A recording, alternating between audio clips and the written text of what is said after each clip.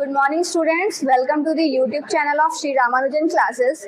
आज हम कवर करेंगे वर्क। वर्क क्या होता है, पॉजिटिव वर्क, नेगेटिव वर्क और जीरो वर्क। ये पूरा टॉपिक आज हम कवर करेंगे। सबसे पहले हम जानते हैं वर्क होता क्या है।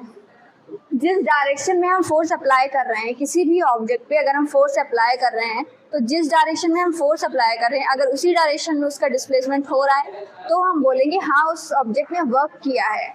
जिस डायरेक्शन में फोर्स अप्लाई कर रहे हैं उसी डायरेक्शन में डिस्प्लेसमेंट होना चाहिए। ये मान लीजिए कोई ऑब्जेक्ट है m मास का, इस पर हमने फोर्स लगाया है f। फोर्स लगाने से इसका कुछ डिस्प्लेसमेंट हुआ, ये धीरे धीरे चलता हुआ आगे चला है, यहाँ पर पहुंच गया है। इसने जो डिस्प्लेसमेंट कवर किया उसे हम f से डिनोट करेंगे। तो वर्क हो जाएगा फोर्स इनटू उसने जितना डिस्प्लेसमेंट कवर किया है वो f इंटू s वर्क हो जाएगा। ये हो जाती है वर्क की फॉर्मूला टाइप का बोल देंगे, या वर्क शॉर्ट फॉर्म में होता गया। अभी इसके डेफिनेशन भी लिखाएंगे। जिस डायरेक्शन में हमने फोर्स लगाया है उसी डायरेक्शन में अगर डिस्प्लेसमेंट होगा किसी भी ऑब्जेक्ट का तो हम कहेंगे उस ऑब्जेक्ट का हाँ कुछ वर्क डन हुआ है। इसकी डेफिनेशन लिखते हैं।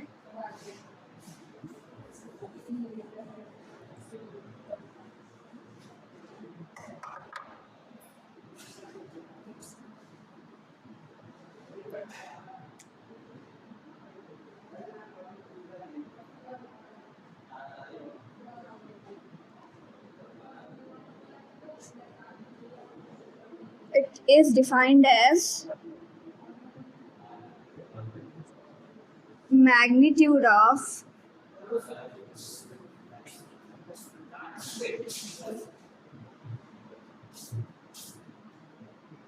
multiplied by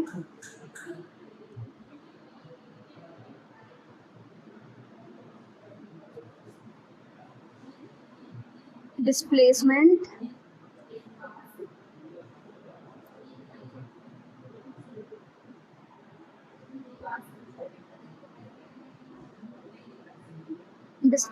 covered by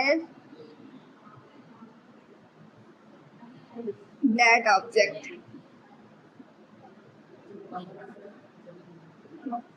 ये होती है वर्क की definition. It is defined as the magnitude of force multiplied by the displacement covered by that object. इसे हम वर्क बोलेंगे।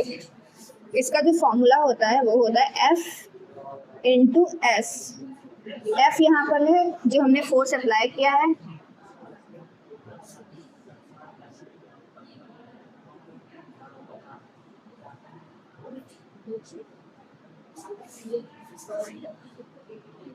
S है डिस्प्लेसमेंट,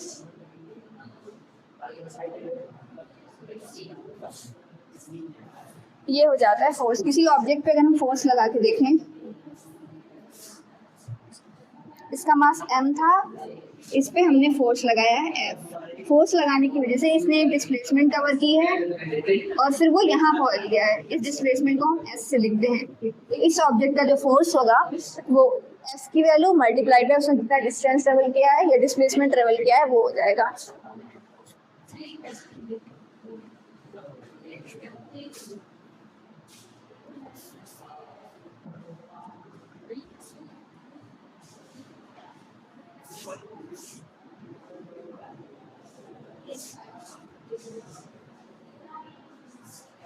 टोटल वर्क 3 टाइप के होते हैं, पॉजिटिव वर्क, नेगेटिव वर्क और जीरो वर्क। पॉजिटिव वर्क तब होगा जब जिस डायरेक्शन में फोर्स हो उसी डायरेक्शन में अगर डिस्प्लेसमेंट हो रहा है, यानी दोनों के बीच का एंगल अगर जीरो है तो वो वर्क पॉजिटिव होगा।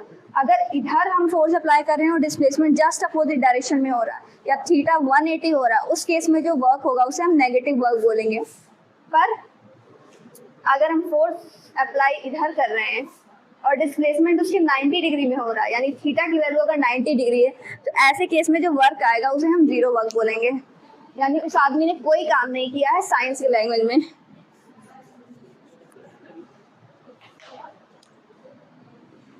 Positive work,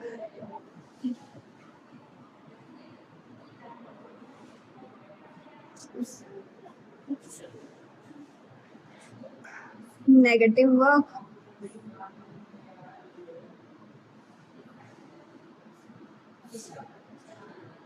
and zero work.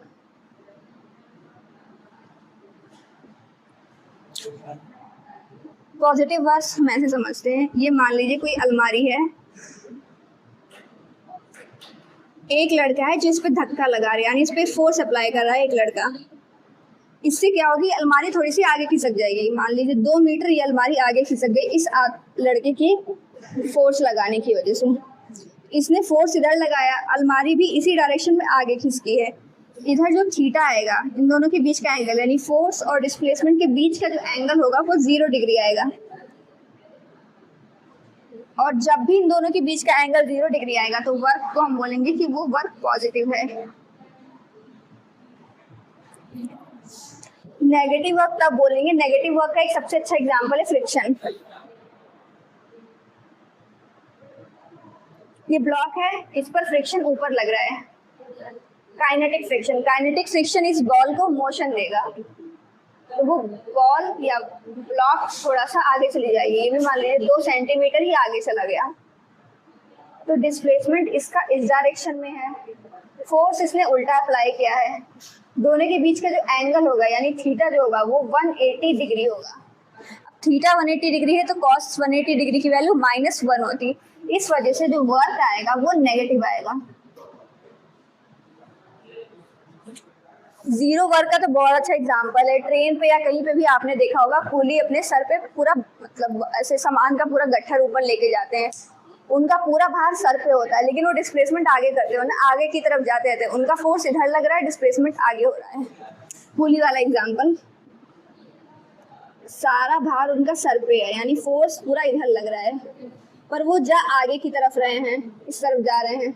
इनके बीच का जो एंगल है वो 90 डिग्री है, और अगर ये एंगल 90 डिग्री हो गया तो हम ये बोलेंगे, साइंस की लैंग्वेज में ऐसा होगा कि स्कूली ने कोई काम नहीं किया, इसका टोटल वर्क डन 0 है। भले ही ये पूरा भार उठा के पूरे स्टेशन पे घूम रहा है, लेकिन फिर भी इसका वर्क डन 0 ही माना जाएगा, इसने कोई काम नहीं किया है। उसकी बजाय अगर आप सिंपल एक पेन लेके ऐसे सीधे चले जाएंगे तो आपने बहुत काम किया, और स्कूली ने कोई काम नहीं किया, सिर्फ इसलिए क्योंकि जिस डायरेक्शन में फोर्स अप्लाई हो रहा है और जिस डायरेक्शन में डिस्प्लेसमेंट हो रहा है, दोनों के बीच का जो एंगल है वो 90 डिग्री है।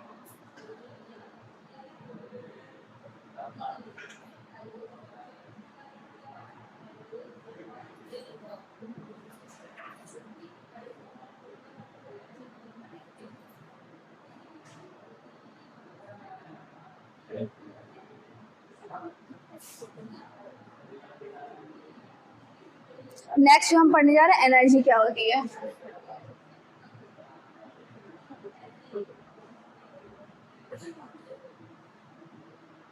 किसी कार्य को करने की क्षमता को एनर्जी बोलते हैं, यानी ability to do any sort of work, ability to do any kind of work is known as energy. की डेफिनेशन लिख लीजिए।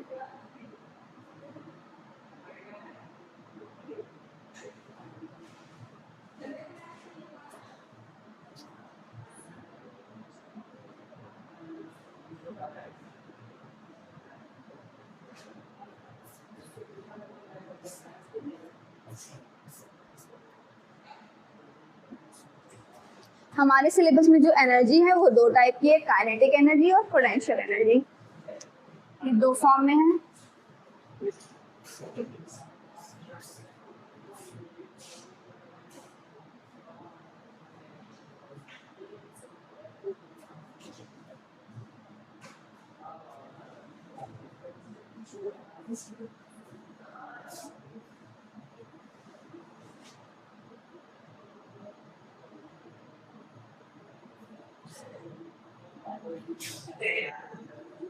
काइनेटिक एनर्जी जो होता है किसी ऑब्जेक्ट की मोशन की वजह से होता है। कोई ऑब्जेक्ट अगर मोशन में, यानी आप चल रहे हैं 5 मीटर पर सेकंड की स्पीड से चल रहे हैं, 10 मीटर, या कोई आदमी बाइक पे जा रहा है 20 किलोमीटर पर घंटे की स्पीड से, 40 किलोमीटर पर घंटे की स्पीड से, जब तक उस आदमी के पास कोई स्पीड है तब तक उसके पास जो एनर्जी होगी उसे हम उसकी काइनेटिक एनर्जी बोलेंगे। इसके फॉर्मूले में भी स्पीड आता है, इससे भी समझ सकते हैं कि स्पीड होने की वजह से जो एनर्जी होगी उसे हम बोलेंगे उस ऑब्जेक्ट की काइनेटिक एनर्जी।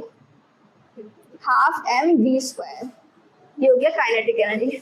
पोटेंशियल एनर्जी होता है किसी ऑब्जेक्ट के शेप, साइज या हाइट में चेंज आ जाता है। रबड़ को हम खींचते हैं या फिर स्प्रिंग को जब हम खींचते हैं तो स्प्रिंग में जो एनर्जी स्टोर होती है उसे हम बोलते हैं स्प्रिंग की पोटेंशियल एनर्जी।